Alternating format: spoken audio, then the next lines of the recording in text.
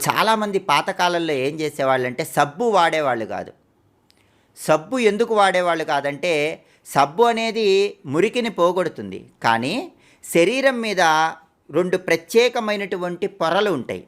మనం సబ్బు ఎక్కువగా వాడినప్పుడు ఆ 2 పొరలు కూడా క్రమక్రమంగా వాటిలో ఉన్న రసాయనాలు కోల్పోతాయి. దానివల్ల అనేక రకాలైన ఇబ్బందులు శరీరానికి ఎదురవుతాయి. మృదుత్వం శరీరానికి తగ్గిపోతుంది. అందుకే చాలా వరకు ఏం చేసేవాళ్ళంటే సబ్బు రాసుకోకుండా ఆమలక చూర్ణం అని పాతకాలంలో రాసుకునేవాళ్ళు. అంటే ఉసిరికాయ పొడి. ఉసిరికాయ పొడి శరీరానికి రాసుకొని పాతకాలంలో స్నానం చేసేవాళ్ళు. అప్పుడు ఉసిరికాయ పొడిలో ఉన్నటువంటి ఔషధీయుక్తమైన గుణాలు ఆరోగ్యాన్ని కలిగింపజేస్తాయి. సబ్బు అందుకే ఎక్కువ సార్లు వాడకూడదండి. చాలామంది ఊరికే సోప్తో చేతులు వాష్ చేసుకుంటూ ఉంటారు. సబ్బు ఎక్కువ వాడితే అక్కడ పైన ఉన్నటువంటి రసాయనాలు అనేవి చర్మంలో తొలగిపోయి చర్మం అనేది మృదుత్వం కోల్పోతుంది. కాబట్టి